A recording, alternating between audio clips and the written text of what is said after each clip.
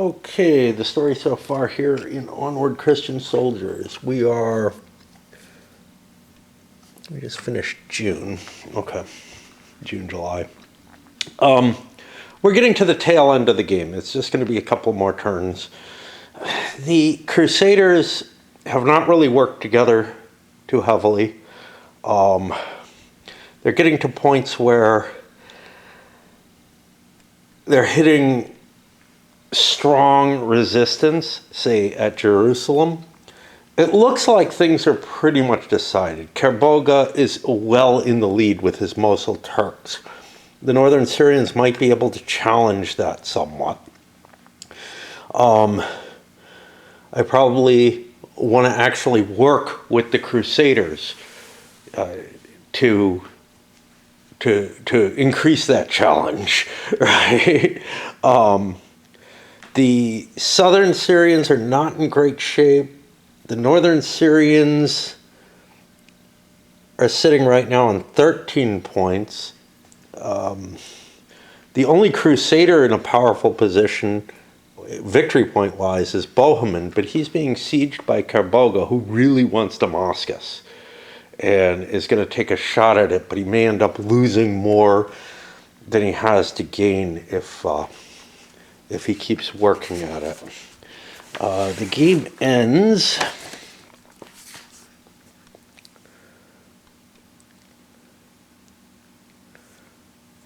I don't know, do we have the end here written in? Yeah. The game ends next turn.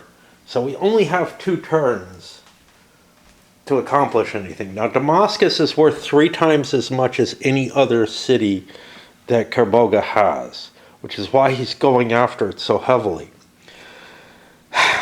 But he may not have the force to take it,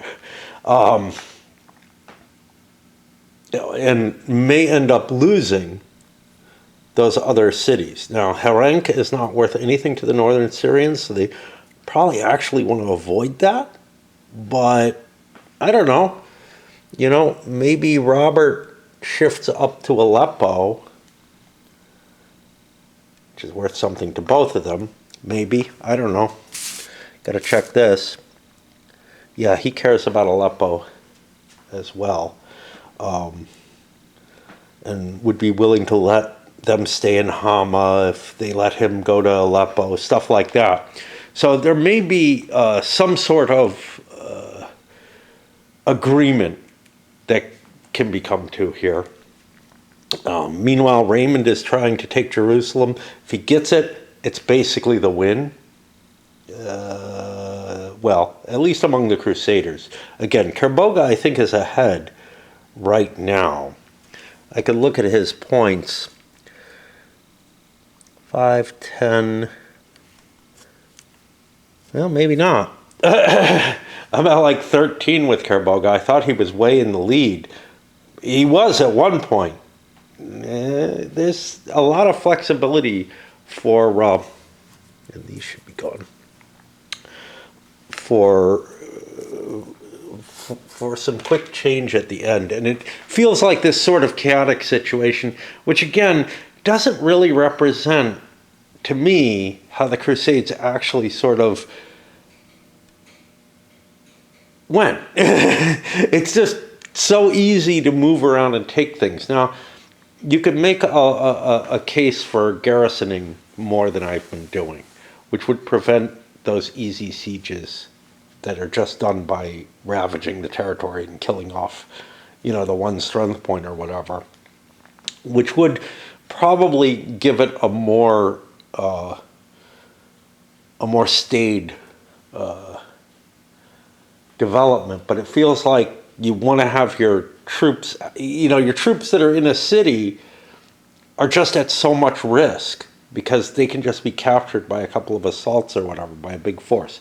But as the forces diminish, maybe that the garrisoning becomes more of a reasonable choice. And we may start seeing some of that. Forces diminish, it becomes harder to lay siege to anything, but siege isn't really that important. Not if there's just a 1 strength point defense in a location. Back up here and I see I didn't move this, but I can see the situation on the board and know enough to know I don't have to do attrition again. And those dice are there. So I'm at the start of the setup for the turn. I managed to go shopping. All right. And that's why it's dark out now.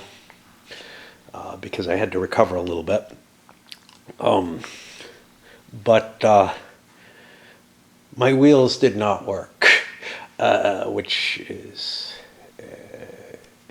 What happened was, like I've said, they're too thick. And at first I thought I couldn't even get them on the axle, I thought. But I managed that. And they worked fine on the way down. But once I unfolded the cart, there's a little metal tab, which I think is not structurally important. It's important to keep, to make the cart fold to the proper level and whatnot. And there's also the front wheels and the little hubs on those. The little hubs on those caught on the wheels, the new wheels, and I couldn't open the cart properly. Eventually I managed to jiggle it around and get it open. But then those little metal tabs ended up rubbing the wheels, and it increased the effort of moving the cart tremendously. There was a great deal of friction. And it also, it doesn't make me happy because it also wiggles the cart around and I feel like it's shaking it apart as I move it. The bigger deal, though, was the amount of physical effort to move the damn thing up the hill. It probably tripled the amount of energy that I had to spend. It really wore me out. I don't know if these wheels, I don't know if I can fix those tabs, bend them away a little bit or something to make them work. But I certainly can't do what I did today again. Anyhow, oh yeah, and one other thing, I'm watching, I've already watched these, some of the Rest is History podcast, which I really recommend. I enjoy the two guys, Sandhurst and Holland, I think. I actually ran into it looking for Tom Holland, someone who used to exist and transitioned to female, who was with kind of the centerpiece of, I can't remember the name of the gaming company. I could find it. My Piece of Westphalia or whatever is one of his. It's got to be here somewhere.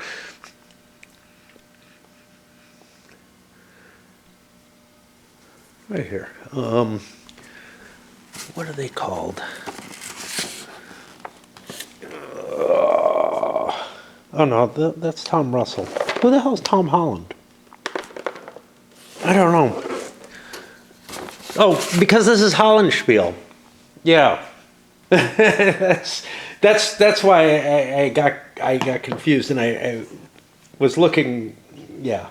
And anyhow, there was a connection there, just not quite what I thought it was. Anyhow, I knew the name was Tom, and I don't know what she goes by now, but whatever.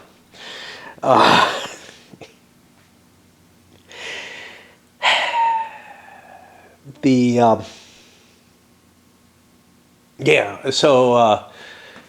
town that I always can't pronounce, sitting in fucking Poland, but it's, a key Austrian fortress that looks like Przemysl. It's like Przemysl. I will still never remember it, but it's hot on my mind right now. Anyway, let me get to the initial part of this turn before I go back down and watch some more about the siege of it, which again, I've listened to while sleeping. I think it looked like I've watched it already, but I don't remember a damn thing, so I probably just slept right through it. I realized the problem. Budamedes, if you look them up,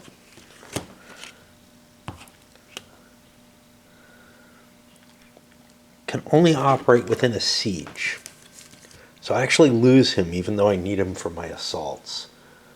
This is kind of a problem. Positioned my troops a little bit, whatever, just rearranging within stacks. I don't see any real opportunities for diplomacy here. Ridwan is going to move against Kerboga as much as he can. Robert of Flanders wants these two to wear each other out, so he has a shot at getting Damascus. But he might push forward, try to take Hama or something like that. Something. Aleppo is of interest to him, for example. No real coordination between any of the Muslim forces under these circumstances. For the Crusaders, Godfrey, there's nothing he can really gain except walking around destroying stuff, or maybe find something that he can siege and attack. But like Acre is too well defended at this point, so unless it gets abandoned, there's nothing there for him. Now, Godfrey is interested in Damascus or Jerusalem, so he might be around to pick up the pieces if things go really badly somewhere, but that's the best he can hope for. And it's only 2 turns, which isn't a lot of time for things to go badly enough. But we shall see. And I guess it's time to start playing with the chits. This much. It would have been wiser to start with the Second Crusade, which is the smallest of the scenarios and I think the least interesting of them. But I always kind of like to do things in temporal order.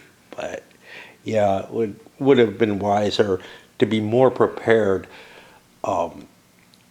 Just like with the original Crusades, you probably want to play the Third Crusade before you play the First Crusade, simply because that Third Crusade is a simpler situation. This is the most complex of the versions of it in a lot of ways. About Tom Holland, I remember when I was first searching him out, or when I was first searching and kind of ran into the rest is history, I also ran into, he did a video that was a fairly well produced documentary on the questions about the origins of Islam, and in particular, what was the original Mecca, which is something, there's a lot of evidence and a strong little bent of, fringe people, not him necessarily, but he's sort of in the questioning side of things, who look at the original Mecca was probably Petra.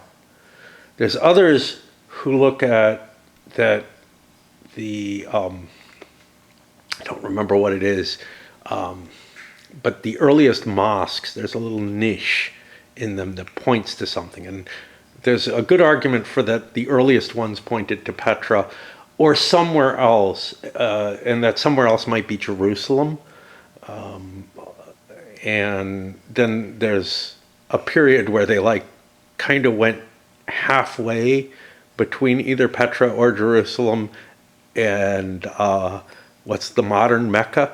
Now, calling it Mecca actually is the wrong thing, because the thing is, it isn't actually called Mecca, except I think in one place in the Quran. But yeah, and there's a lot of weird shit, because there was at least a century and a half, 2 centuries, that there's absolutely no written material from the Islamic side. Anyway, whatever. I'm just diverging from what I should be doing, but I like to do that, Strange reason, and I don't know why, because I don't know of a game where this is the case. Every time I draw from the chip pool for these things, I want to draw 2 of them. And there's another thing, these gloves, the cloth on them, whatever, they're making it more difficult to cope with stuff, but it was chilly and my sleeve kind of hooks them in place so they're not as annoying as they usually are. I really ought to get, I know I have other knit gloves, maybe that are already cut down. I'm not sure. Or at least have fingers that are beginning to push through. I haven't been wearing them much. I've been wearing leather gloves more because, I don't know, I used to wear the knit gloves under my mittens or something. It doesn't get that cold here. These kind of knit gloves were very popular at one point, which meant I would find them regularly. I know I have a pink one, an odd pink one, and I'm pretty sure I have like others kicking around that are in pretty good shape. But like, I'm not, I used to find one every year or two, you know, and now I never do. Or a pair every year or two. And of course I don't buy things, so you know. Boy, I keep trying to go to sleep, but you know, I'm just, it's like my body's tired, my eyes are tired, but I just can't fall asleep. Maybe I doze off a little bit here and there, but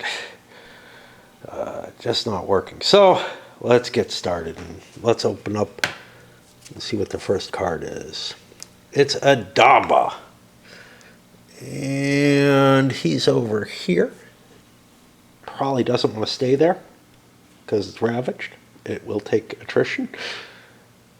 There aren't enough points to pay it off. I could pay off from somewhere else though. Godfrey and Baldwin. Godfrey got the movement card. He dropped Baldwin off here. I should put a dropped off marker on there because I can't pick him back up.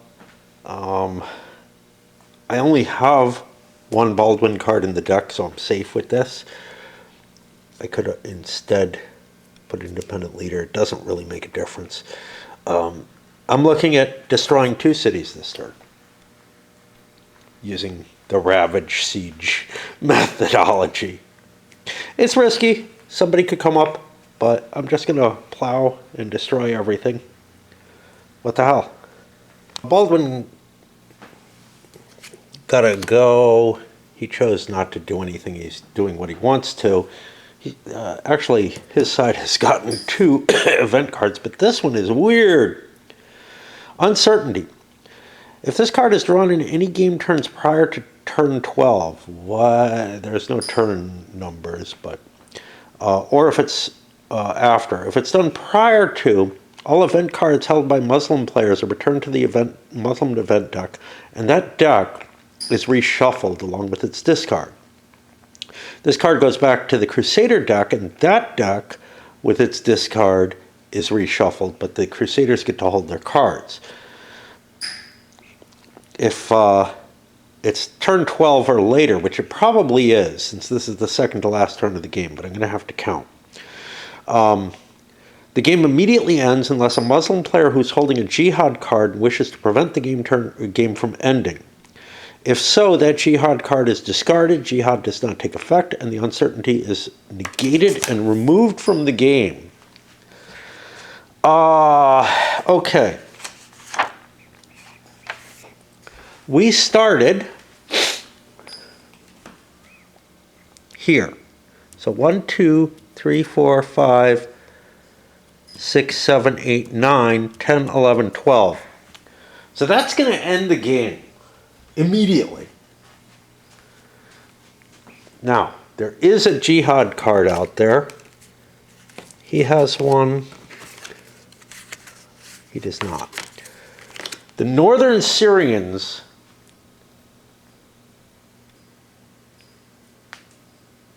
have the option to continue the game if they wish. Well, what does that mean? It's an interesting question. They right now have 13 points. That's not bad. I don't know how many the Muslims have. We can assume the worst. 5, 10, 15, 18. That's stronger than us. Okay? Think about it still. We look over here. The Southern Syrians only have 10, so we're looking at second place right now. We don't know what the Crusaders have. So again, let's look at the worst case scenario. There's 10 here, there's 3 here, there's 2 here. Nothing for Raymond. So we could guarantee ourselves second place by playing the Jihad.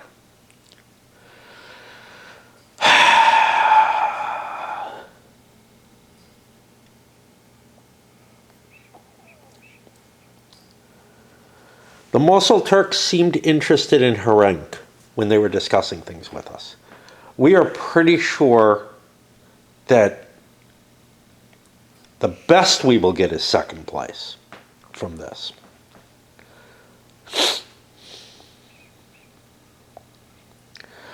We feel like we're in an advantaged position against them, but the problem is Robert can come back up, take Hama, and maybe screw with us.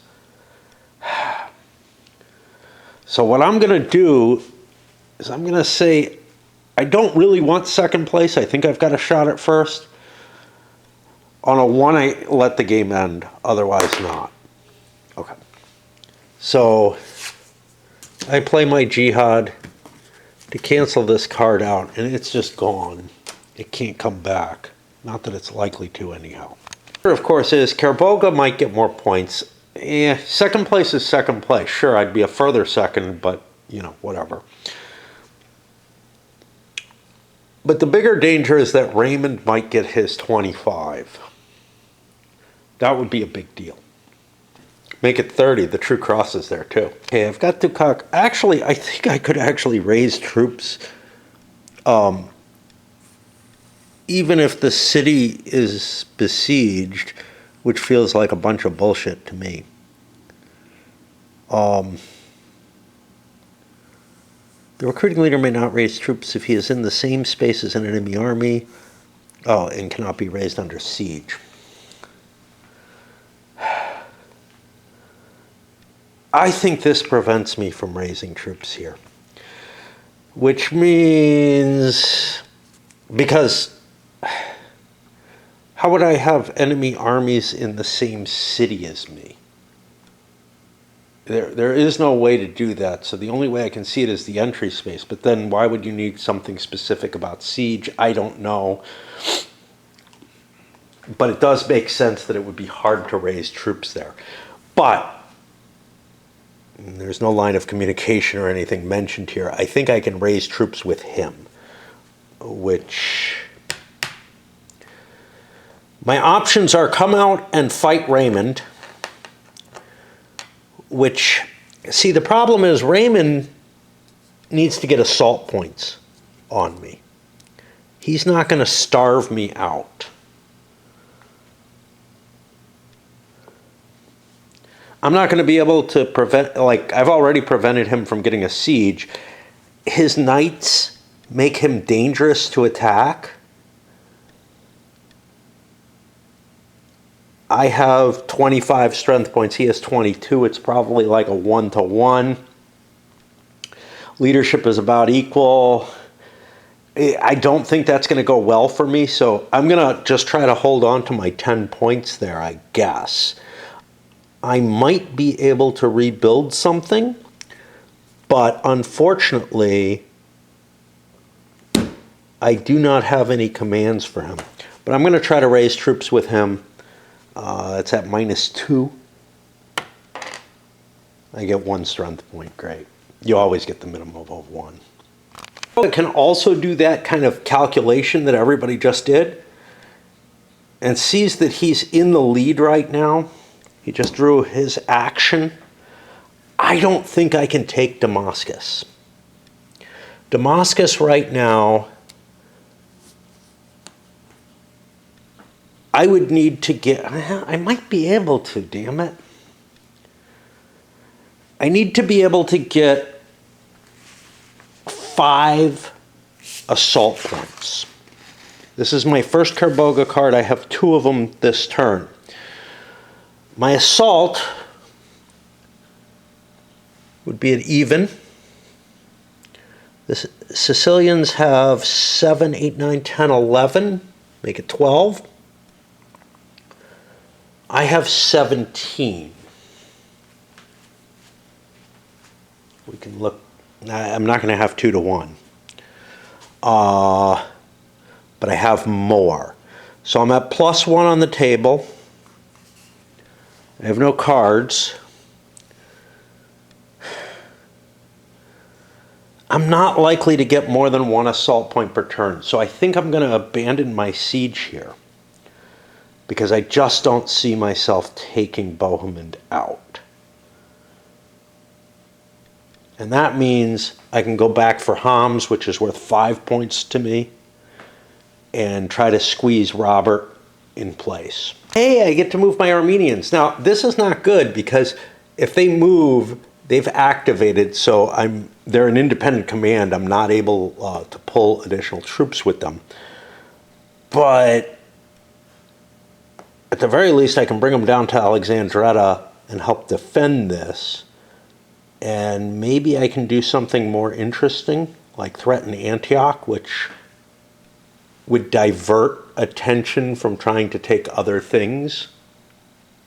Possibly. Well, interesting other plays. These guys came up here, ravaged this. That's Aldaba there. Ridwan's going to have to handle that, I think. Robert could have gone and fought Kerboga, but he decided to go up here and take Hama instead. He's guaranteed to take it. He's going to lose, man, but that's life, man. That's life.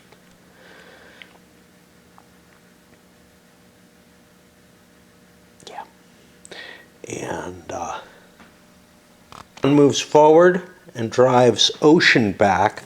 Here's where the game gets kind of interesting. So Ridwan's got 2 cards in the deck. Kerboga doesn't know that. Ocean can't go again, but he can be chased back again for whatever that's worth. And let me just make sure, because I'm taking like no withdrawal hurt here, which just feels wrong to me, but I don't think it is. I think you only have to check if there's yeah, if it's less than the point value, and I retreated into a 1, so I'm perfectly safe. And here I would be able to retreat again and be perfectly safe. Of course, he didn't get a continuation, but he might be able to get a continuation hit there, but he might be better off charging forward to Aleppo. But the problem, of course, is if I take Aleppo, I might lose Antioch. I'm trying to take Herenk away. And yeah, forces can just pretty much take any city they want in this. They don't have to have the siege value to take it. I don't think that was the case in the original Crusades. I think if you could not establish a siege, you had to assault. There wasn't just a ravage the city and watch it, capitulate automatically because it only had a 1-point garrison in it. And I don't even think they had to have a garrison. I think you could have control markers and the city would just defend itself, which feels a lot more natural to me, that there'd always be a garrison at cities. And that it does make sense that you'd have to detach forces for that. But that it would be the size of a strength point, I don't know. The strength points feel like they're pretty big pieces. All right, we're going to pause for a bit because I'm a little frustrated with where I am. Well, it's easier for me to just keep going. There's not many cards left. Disappointed with a game like this. The original Crusades maybe a little less because it's only First and Third Crusade. Kingdom of Heaven a lot because it covers so many different Crusades throughout the period. Imperium Romanum. Because they don't have some sort of campaign where the position you were in at the end of the last scenario kind of affects where you go to the next one. I actually feel like Imperium Romanum is probably the worst of the bunch, because so many of the scenarios just butt almost right up against each other that I just feel like, yeah, come on, just at least link these few, make something work between them.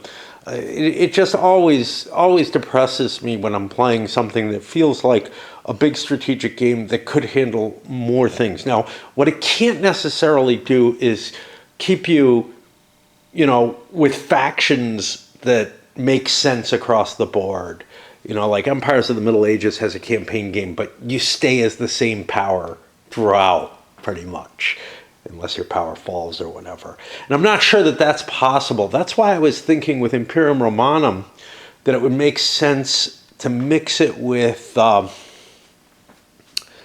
what the fuck is it called? It's a GMT game that doesn't get a lot of love, but I thought was really cool. It's kind of like History of the World. It's got to be in here somewhere. Shit.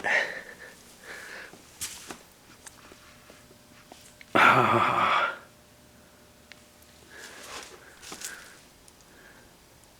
don't remember.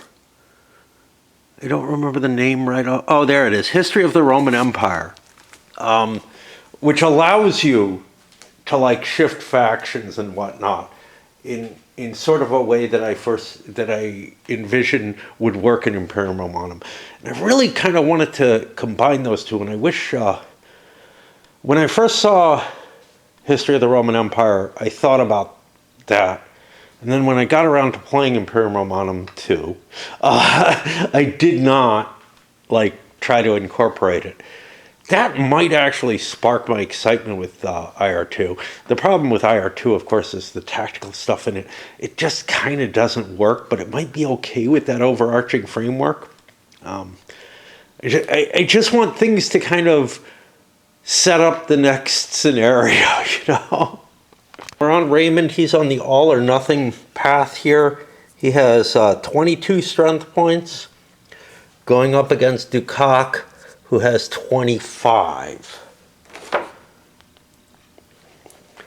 What's the ratio on that? It doesn't matter. It's not going to be 2 to 1, right? Which means he's at a -1.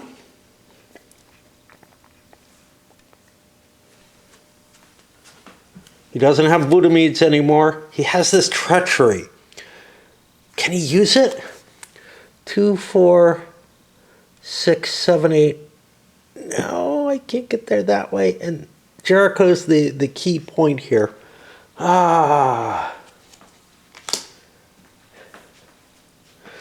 there somewhere else I can get to? No, because Godfrey wouldn't connect things up for me. Yeah, I'm at a -1. Can I win? That's the question.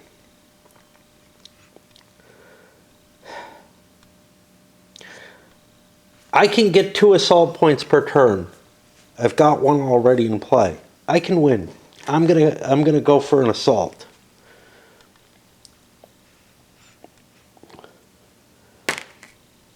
It's not gonna do it. I lose 3 strength points, and I'm pretty much done. It's gonna put me to 19. I'm pretty much done with any chance of getting Jerusalem on my own. I bet you I can't even do this unless I have to have it under siege.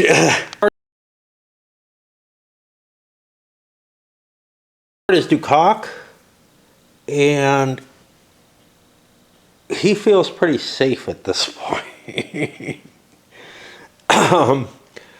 He doesn't have to go out and beat Raymond up. What he has to do is stay here, and that'll get him like 3rd place, tied for 3rd or something like that, maybe better. And it's kind of the best he can do unless something opens up where he can get somewhere else. Oga's next. He's here. He's gonna win this if nothing changes. There's only a couple of cards left. If I put it under siege, I lose more troops. I don't have any cities that I have a guy in, so I can't raise troops anywhere. Although, wait, maybe I can raise him in the Mosul Turk space.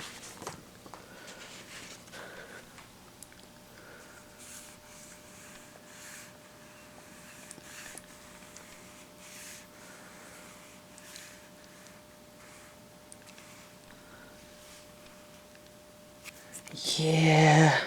Oh, I can raise troops with no leader. Hey, I didn't realize that. How about that? Okay, let's try to raise troops in Aleppo. That's important to me. I'm at -3, but again, I get a minimum of 1, and that's kind of cool because that'll strengthen my forces in Aleppo a little bit.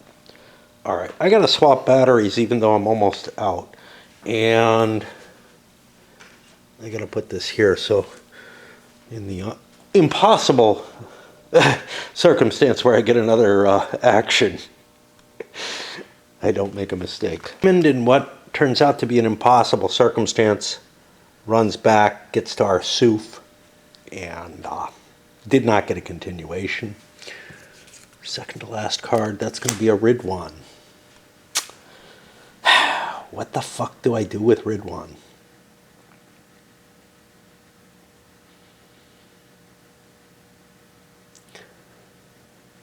I don't know that Hassan is his card is not in there. Both the Hassan cards are here, but I don't know that. Losing Aleppo would be a huge loss. On a 1 or a 2, I'm sorry, losing Antioch. On a 1 or a 2, I'm going to take a stab for Aleppo. Oh, can I even get it? On a 1, I'm going to take a stab for Aleppo. I do not. I'm going to push this way, try to destroy the Mosul Turks up here. Moves into here, these withdraw. He does not get the continuation he needed. He didn't need a continuation to get out there, but oh well. At least I'm blocking the way, sort of, although Hassan could slip around this way. And that puts it on Yogi Bear. Yagi Hassani here.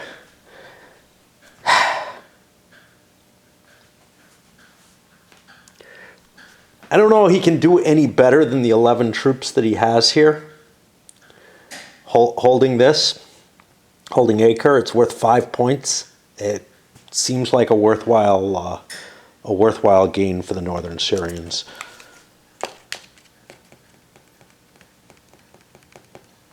Rebuilding stuff doesn't do a damn bit of good for anyone. So we're going to toss that. That's going to put us to the attrition phase. And I'm going to break for a bit. And we have some things change hands as we go into the last turn here. Over here. Just a couple of destructions here. And then the recoveries that came about. And that's about it. Okay, went through the setup for this final turn. I'm probably going to crash out for real at this point. It's getting on 1 o'clock. I might be leaving as early as 9, so seems like a good idea. I don't know if I mentioned that I'm going for a walk tomorrow. Anyway, that's that. And, well, we'll see. Yeah, here I am up here. It's like 8 a.m., so I've already eaten my breakfast. I've got probably something else I need to take care of. But I figured I'll get a little bit of this turn in. I don't really like the idea of splitting it. It's gotten easy to get through the cards, but I also don't want to just sit and watch videos right now. Open with Kerboiga.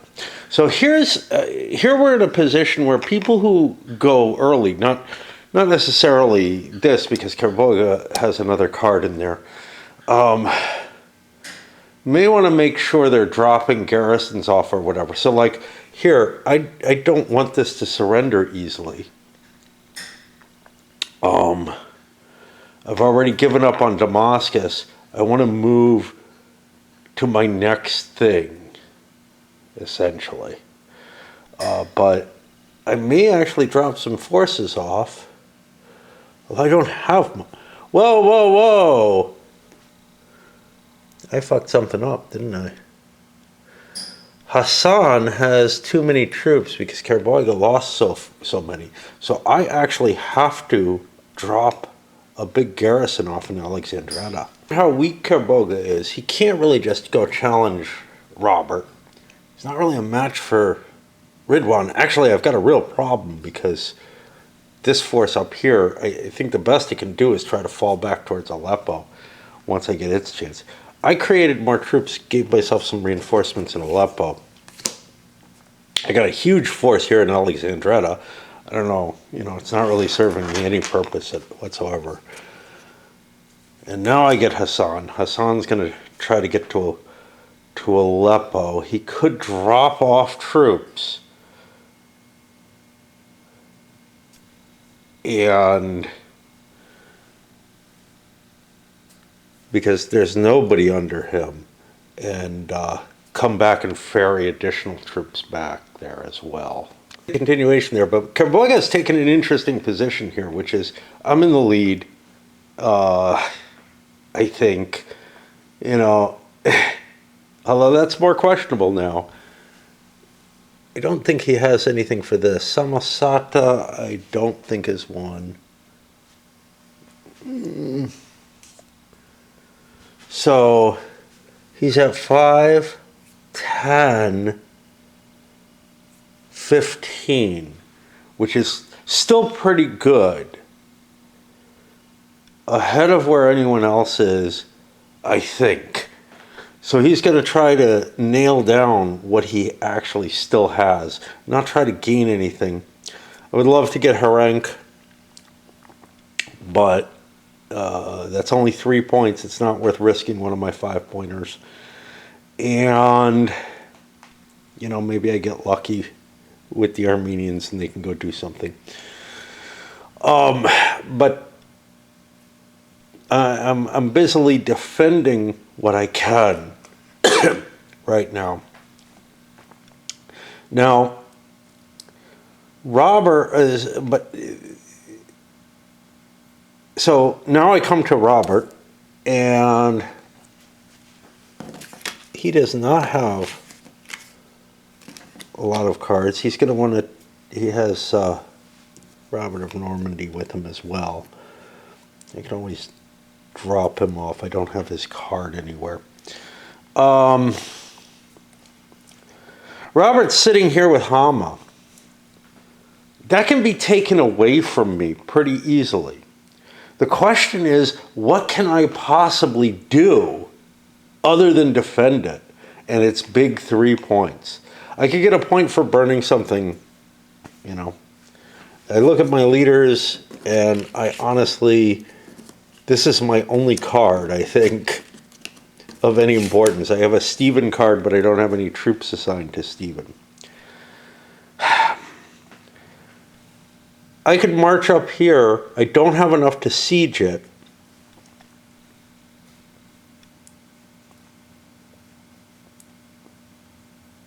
I also don't have Antioch on my wish list. So it would just lose me points, but it would take 10 points away from him. If I could make a fast move somewhere, maybe I could get something of value. But right now, I think my best move is simply to fall back into Hama and say, that's it. That's all I got.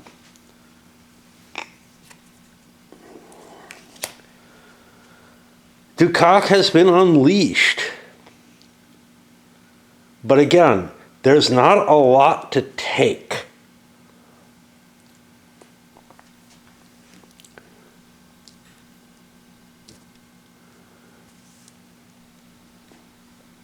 I get 10 points for Jerusalem. What could I gain, right? I probably can't take Acre in one turn. I can't take Damascus. So I think my best option is grow troops. Make sure that I don't lose Jerusalem, even though I don't think anyone can possibly get me out of that. You can see people are just fortifying.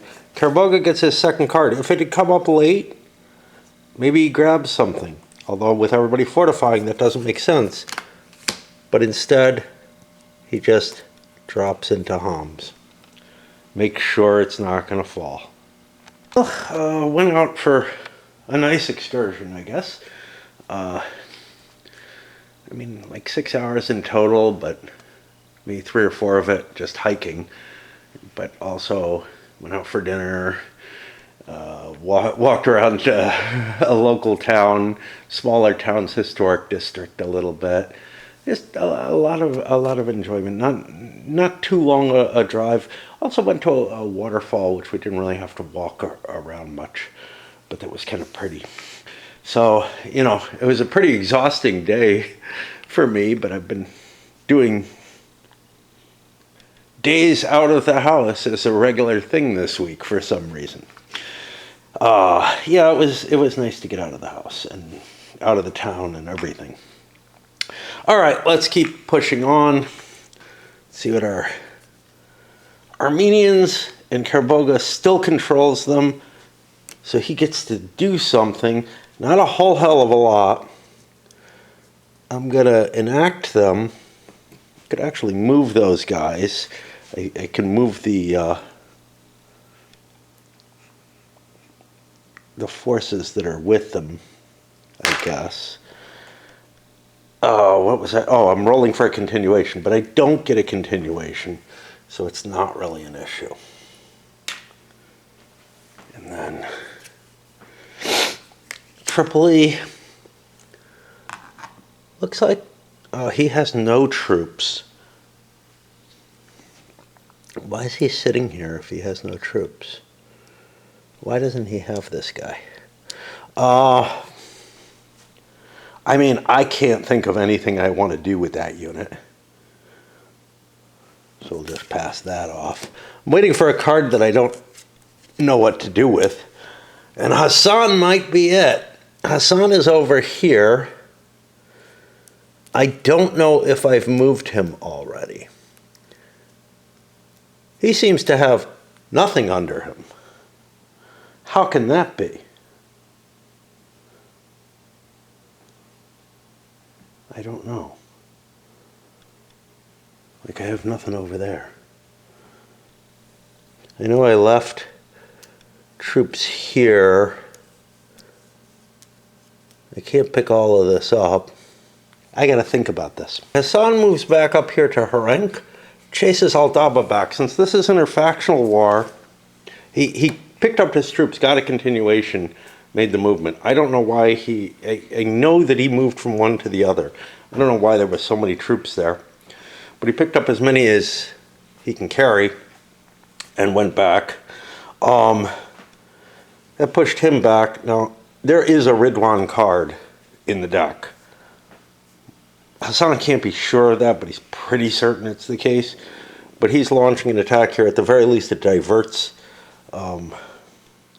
It might possibly divert Ridwan. It's also possible that I could shift around, but I'd have to get the other Armenian card. Like now. I actually don't even know if there is one. They may have both been played. Leader ill. Play against any leader from any faction for the rest of the current game turn. That leader may do nothing. Okay, there is one leader we are most worried about. It's Ridwan.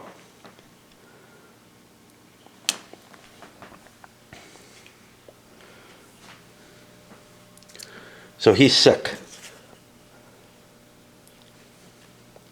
And I'm going to leave this face up just so I remind myself of it a little bit more, because I might not see that leader ill marker there.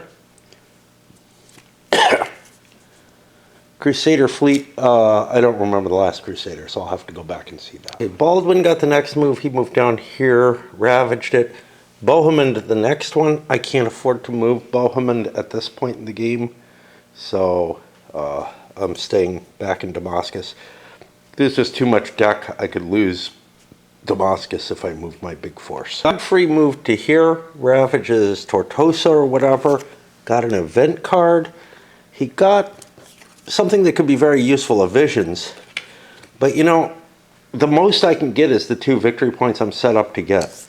But I did choose to play my Armenians Revolt and just get them out of the Mosul hands, because I don't like the Mosuls being in the lead. Now I think there's an issue here, because there's forces stacked together, which can't be.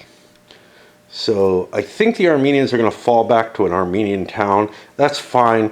They're not going to go into anybody's hands except either the Northern Syrians or the Mosuls. And I let them fight each other. They're probably affecting each other with the Armenians, but not much. Fuck, I've been playing the Armenians wrong. And not too surprised. But because some of the cards, like the Crusader fleet, fall on the last Crusader player, I thought the Armenians went to... Like, I thought whoever controlled the Armenians had to basically draw the card. It's not the case.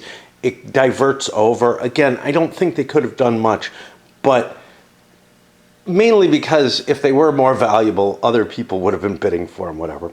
I can't find the rule as to what they do. They've got, like, if they bribe, they end up here. If any of those events, the Armenian leader and his army are immediately moved to the nearest uncontrolled space. And then they may go to the nearest Armenian town or city if available. Yeah, which one?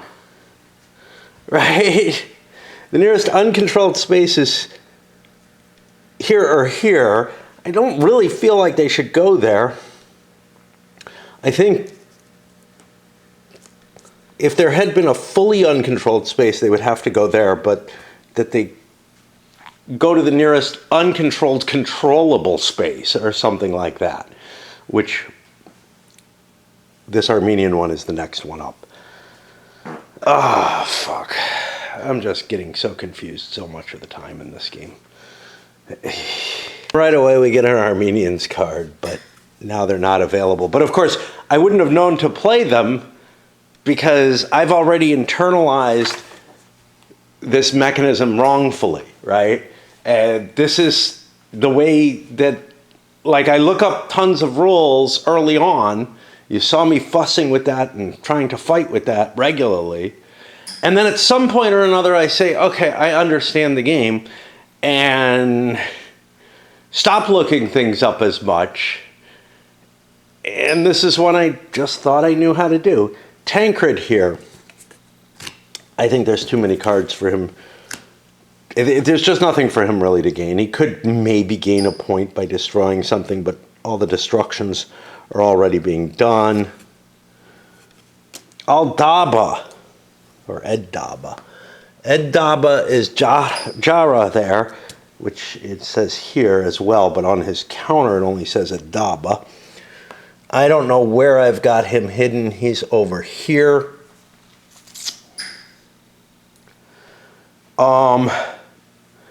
He's retreated independently. He has not moved yet, which means Ridwan could pick him up, but I don't need Ridwan to pick him up. Ed-Daba's too small to force things out. I'm just going to go stick myself in Antioch. And I don't know what the fuck Raymond's up to. He's back here with basically nothing under his control. He could destroy a city.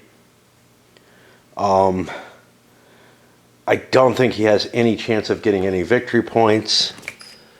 He's only got one card. So I'm going to bop him over here and ravage that. Pretty much at the end of the line, Ridwan, he's ill. He can't do anything. Stephen doesn't have any troops. He's just in there to intercept cards or whatever. I get a Soakman. If I have a Dukak, I'm going to move them together. If I don't have a Dukak, I don't think Soakman can do a damn thing.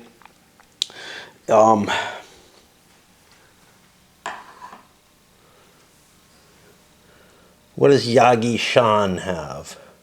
He has too many troops for me to possibly take out of there. I'm like trying to find, is there anything with victory points in it? I don't see anything that I can take with that southern and then the Crusader fleets. And that's the end of the line.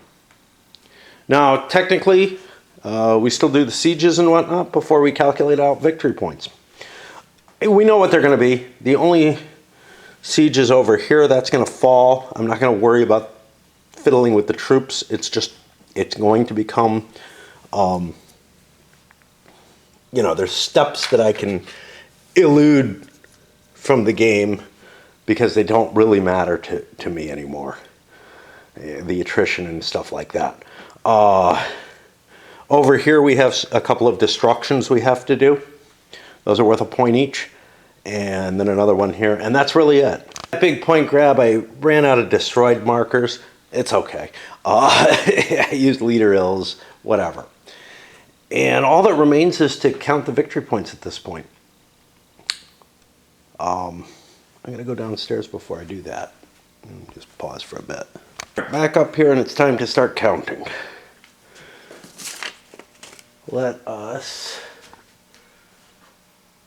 get a pen. All right. The Mosuls. They have Edessa, Aleppo,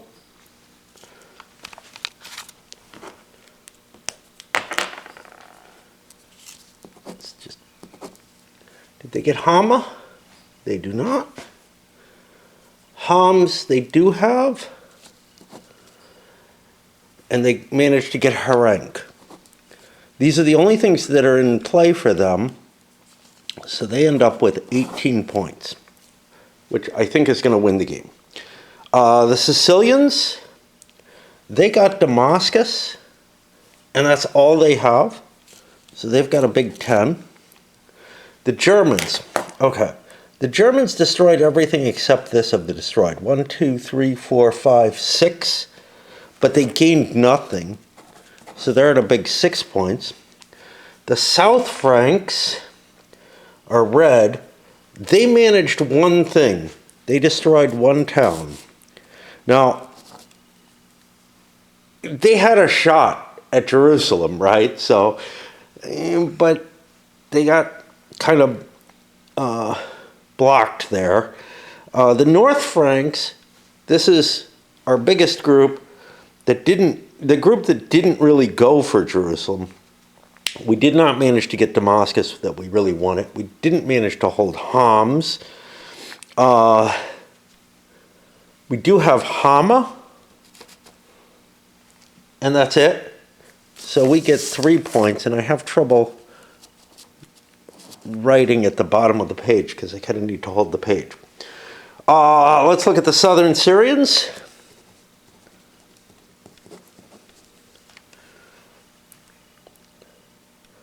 They have their big 10 points for Jerusalem, and the Northern Syrians have 10 for Aleppo, and another 5 for Acre, so they're at 15. So our positions are the Mosuls managed to hold on and get their win with 18 points. The next is the Northern Syrians at 15. And then a tie between the Sicilians and the Southern Syrians at 10 each.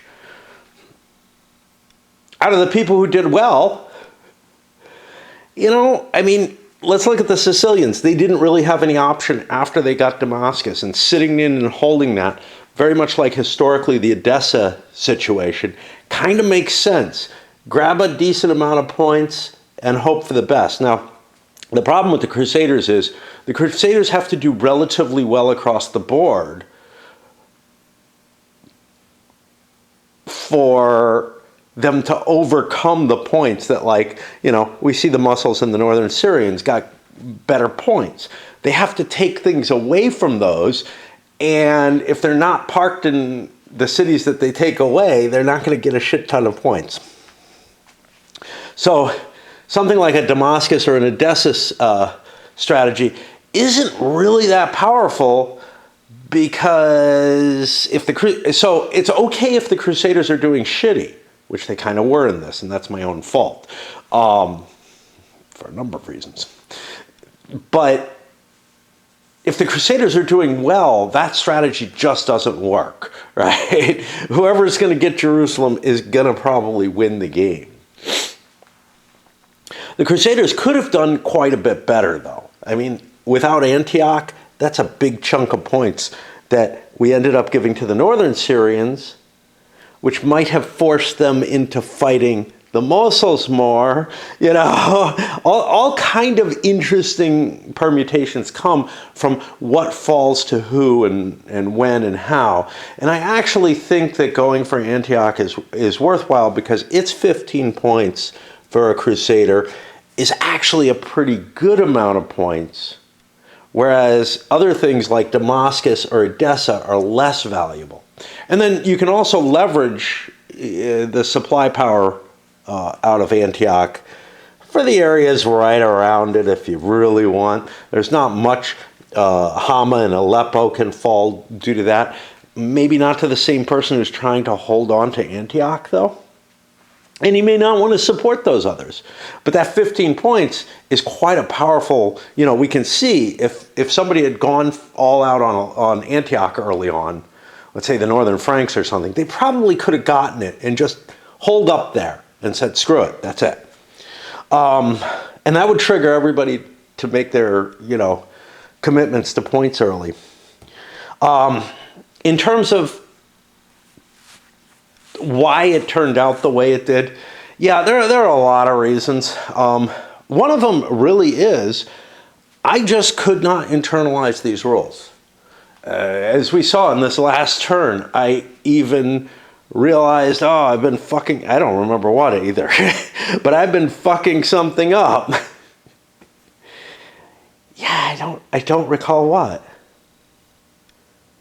Oh, the Armenian cards coming around. But again, I think the Armenians I kept screwing up with in terms of not expending effort to try to get them, which isn't a rules screw up, but it probably had even more impact. If I hadn't screwed up the rules, the way this game works, it's so easy to buy the Armenians out from someone else that hey, it's my activation, sure, I'm gonna use some of my resources, because the resources, they can alleviate local attrition losses, both in movement and in siege, but strangely not in ravaged territory, which is a big deal because it means it's kind of weird because there's a place in the rules where it doesn't look like it allows for this, but it's not very explicit, but it explicitly does allow for it elsewhere. This whole, hey, I ravage an area and, it's one strength point garrison just falls to me automatically and easily. The problem, of course, with that is that you have to garrison the town that you took, and you have to take your own attrition for ravaging it. Although you might not be impacted by it if you were the ravager. So, there is that. But destroying territories, we saw that wasn't a terrible option. The Germans ended up in, let's see, 1, 2, 3, 4, 5th place, right? By just admitting, look, I'm not going to get anything, and just wrecking everything. I kind of wish that you could get a victory point per space that you had, rather than having to destroy them. I don't think that the Crusaders wrecked most of the cities on the way down, took down their walls, essentially. But you get victory points for wrecking cities that you don't give a shit about for victory points. And given things like the fact that the Kingdom of Tripoli was created, or County of Tripoli, I think, actually, was created out of this. I get the feeling that Tripoli was actually taken and garrisoned and everything else, but I'm not positive about that. Was it just dismantled in this way? I don't know. It also kind of disincentivizes your desire to march down the coast and take everything. There's not a lot of benefit to doing so. And you lose a troop. Basically, you lose a troop for every city that you take, at the least, because you have to garrison it. If you sieged, and I made mistakes of sieging things when ravaging was what I'd want to do, you end up losing more troops. Ravaging you're probably safe doing because you're the ravager, and so you don't take the attrition from it. It feels like things fall far too easily and mechanically in this game. The original Crusades definitely wasn't that way. Kingdom of Heaven isn't that way. I'm just kind of pointing a bunch of stuff out that I got out of this first one. I feel like I should have played the Second Crusade first, so that I could get a better feel for what's going on.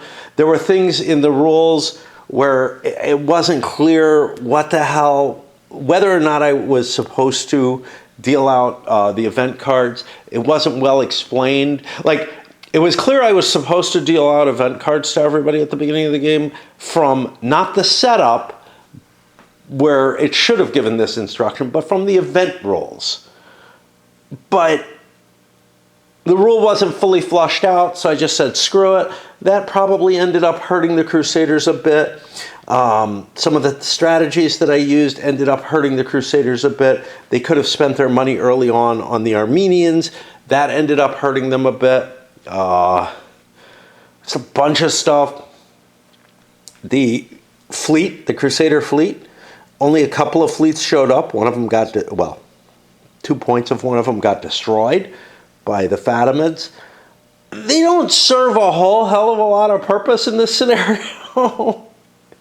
Because, I don't know, I mean, I guess you could ship stuff around conceivably, but naval invasions aren't, I don't know. You don't want to fight in a naval invasion. Let's just put it that way. But if you can do an unopposed siege or something like that, it's probably worth doing. But yeah, it just, I just didn't have, and you don't have, because of the Crusader fleets coming up just through random events, you don't have a lot of control over it. So it's like, okay, I guess I could shift my forces, but you have to have planned for that and then hope for the best in terms of getting the fleet there. Towns, the fact that you just walk into them, take them, they're worthless, except as places where you can sit safely and as defensive locations. Although that's kind of questionable for the Crusaders. Like, the Crusaders actually would rather be in the open where they can use their knights. And the towns don't provide them with a lot of defensive bonus. It's only a 1-point defense bonus. Their knights are probably better, and they'll probably get them into play. I don't think I saw a single battle in the open where the knights didn't come into play. I had a lot of cases where I'd fuck something up one way or another. I don't know how much. I feel like it was more my overarching strategy that hurt the Crusaders than anything else, and their sort of unwillingness to work together. I think if they work together better, maybe they can get something better. But the problem there is there's one huge prize, and there's not a lot you can grant somebody for on the way. You know, I mean, I guess, the Sicilians could be given a couple of things, Damascus and this. Somebody could be given Antioch. And maybe, I don't know, maybe Aleppo too. But eventually, the Crusader force that gets down here isn't going to be very potent. And it's tough to take a city that's defended by enemy troops. I know that one thing that maybe hurt the northern and southern Syrians especially was that I didn't tend to just leave garrisons around places. That would slow the Crusaders down, so they actually had a fairly easy path forward. I'm not sure that I would want to leave those garrisons, because again, there are ways around that. If you can actually legally siege a city, you can destroy the garrison kind of cheaply, and maybe without losing too many troops. It's very easy to get away in combat. I'm okay with that. The game actually kind of, the notes in the game kind of say, you'll end up fighting too many battles. Well, I don't know. I kind of found that For the most part, the Muslim forces just said, screw it, I don't want to fight an open battle, so they ran away. And the Crusaders didn't really want to fight each other particularly, if they could help it, even though they're competing with each other. It felt more like they were just willing to, and historically they didn't really fight each other. It felt more like, yeah, I'm not really going to help you do X. We had very few cases where somebody helped anybody. Bohemond was saved in Damascus, I think by Raymond, with kind of a payoff in cards and maybe potential support, because Bohemond might have done better if Raymond had taken Jerusalem. He still wasn't going to take first place, but he knew his forces were too weak for that. I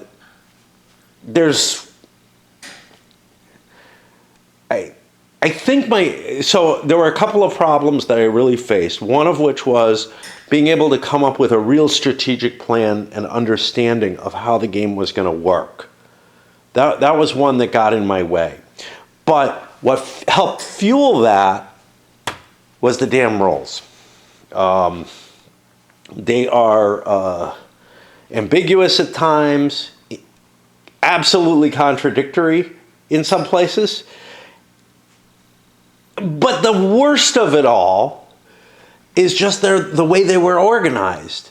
The GMT style of organization, as well as kind of a looseness of where to put things wherever in this rule set, and the amount of special cases, etc., it just really didn't work for me, and I ended up regularly fucking up because this rule set is so bad. And it's not like, the errata that would fix the inconsistencies and the contradictions would help at all. And this thing did not help. It added just more confusion by coming up with, in some cases, other ways from both rule books of doing things. I wish I had not read that. It just confused me more. Yeah. And now we're going to be moving into the Second and Third Crusades, and all the cards go away. This big investment in a decks of cards is disappearing. Now, I think that for the most part is the best, because the chit pull makes as much sense as these cards do. Right? It's not like you're programming cards like in Levy and Campaign or something like that. Honestly, I have this kind of problem in Levy and Campaign, trying to understand how the fight is going to work. The problem that I really have with this one is that the Old Crusades, while not a perfect game by any means, and it had huge problems, this feels like it carried most of those problems over. It did try to fix a couple, but it did get more wrong, I think, in total than that old one. In particular, the ease of capturing stuff. The only thing that I really, really like with this is that sort of chit pull card draw type thing with the events built in and whatever. And we're going to see some of that. That's still going to carry over. It's just going to be pure chit pull in the next one. And the events, instead of being in a deck, are going to go into tables. The multiplayer rules pretty much lifted entirely from that original Crusades, except for the very confusing set of like how you handle multinational forces in this, which actually works much, much worse. The original one, hey, they just move and end up in the same place, and then they can decide to cooperate or not. In this one, because you're, moving things individually, you're moving individual leaders when their card comes up. They had to deal with the fact that, well, you don't want things to just be able to move as many times as a leader can pick them up. So there's some complexity around that I feel is clunky and not well explained in the rules. I don't think it's particularly contradictory or anything, but I definitely had trouble getting my head around it. There's a lot of randomness in this scenario with these things coming up, in terms of how much do you get to do. I like that. I really like that sort of concept here. The problem is you probably don't want to split your forces too much. The only reason you're splitting your forces is to avoid attrition, and eventually your armies your Crusader armies get so worn down that you're like, well, they really got to move together if they want to do anything anyway. And I feel like the Antioch fight is such a big fight. Maybe, I don't remember. So that's a 7, right? So it only takes 35 troops. There are factions that can take Antioch. I think they want to. The problem is, this is the prize. Why go for the second prize when, your real aim is, and the victory points are going to kind of drive you towards that first prize? Well, because this is not easy to take. That's what it comes down to. I should have known that from the original Crusades game. I don't think I've ever taken Jerusalem in that game with the Crusaders. Again, they're just too likely to not work together very well.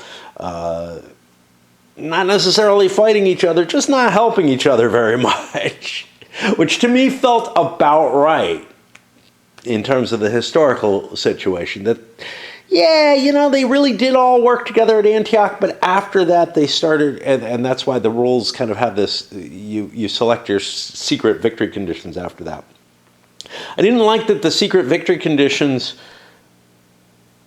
it felt like everybody was looking at the same stuff.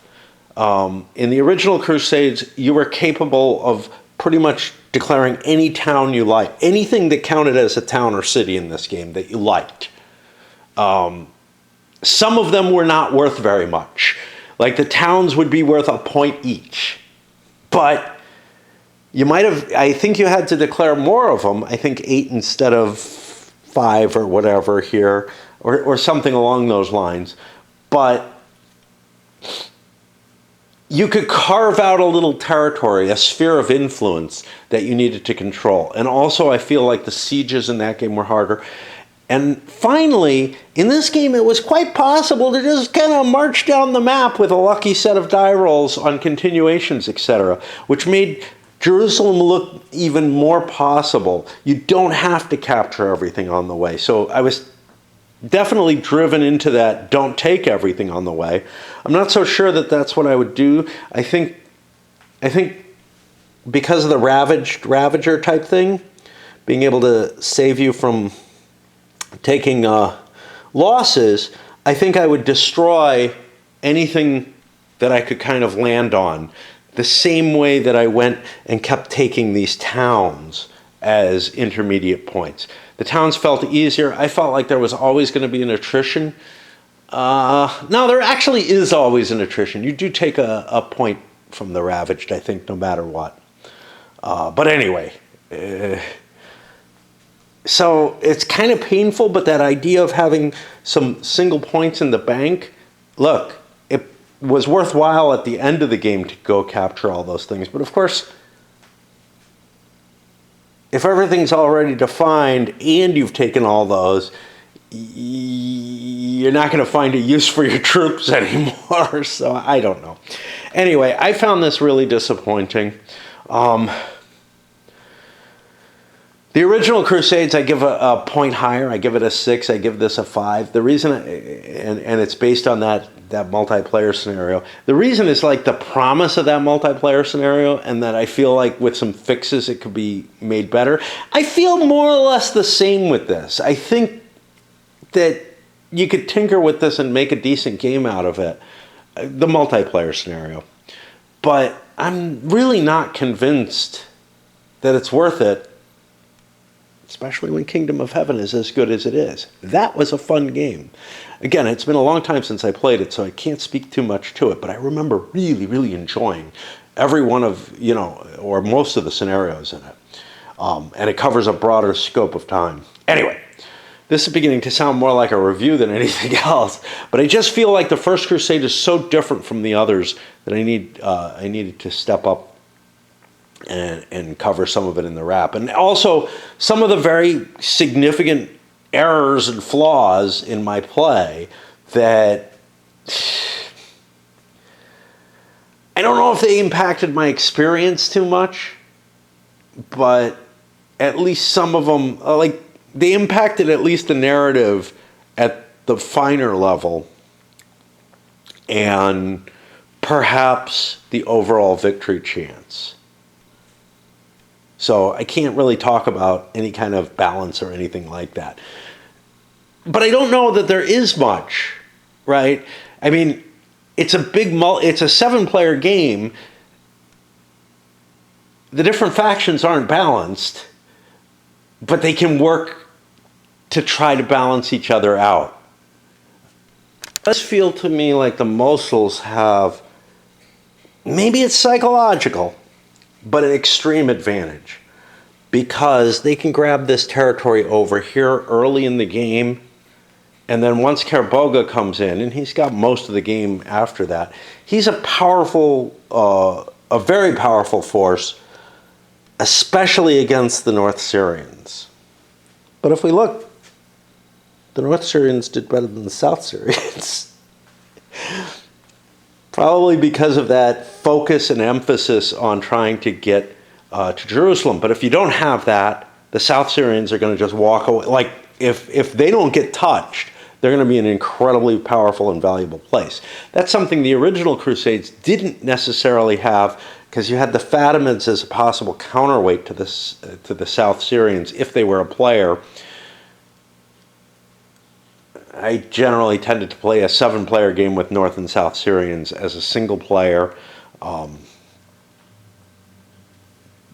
because, I don't know, because it seemed like, you know, it's like looking at something and saying, oh, so we're going to have, you know, I don't know what,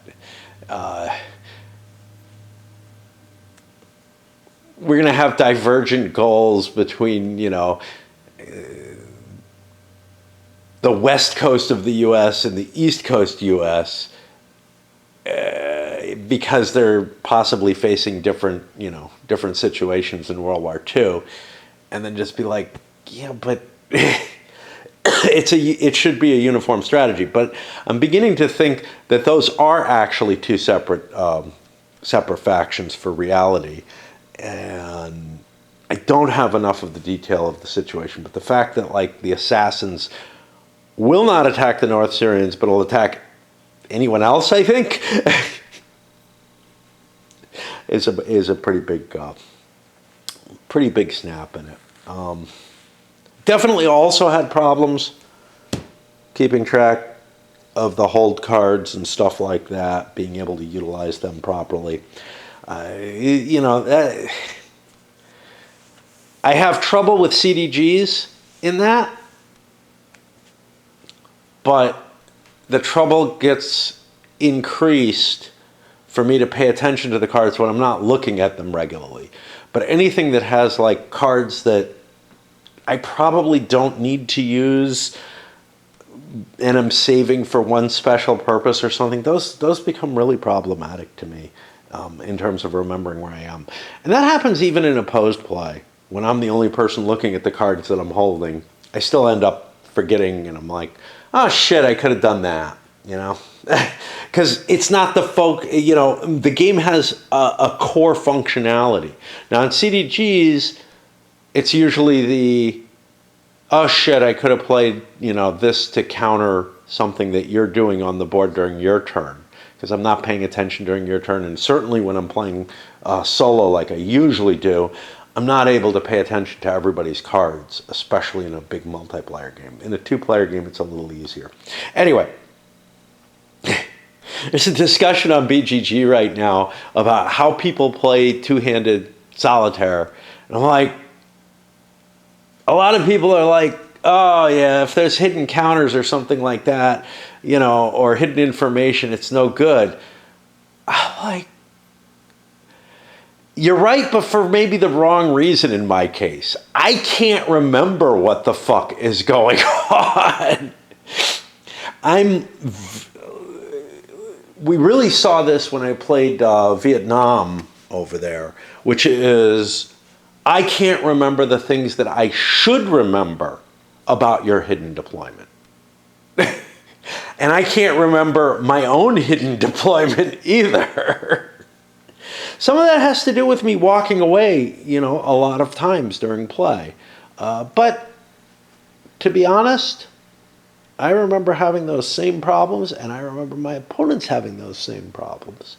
Playing hidden deployment in Vietnam, for example, or in Starship Troopers or something like that, you just lose track of the stuff that's kind of off map. And sometimes it's like, oops, like something should have been revealed because it was hidden in a hex, and you kind of actually had to reveal it, like a minefield or something like that in some games. And I'm just like, yeah, I can't remember what I plotted down secretly. If there's not something on the board, it really doesn't work for me. If there's something I got to flip over, yeah, I'll probably forget about it, but at least mechanically I won't cheat. Anyway, I'm still not done with the skimming of the Second and Third Crusade rules. Horrible, horrible decision to break the rule book into two different sets of rules and then create a third rule book that's kind of neither of them. And the Second and Third Crusade rules are almost entirely the same as this. They could have put a few places where they're like, in Second Crusade, in whichever, in First Crusade, do this. In Second or Third Crusade, do this.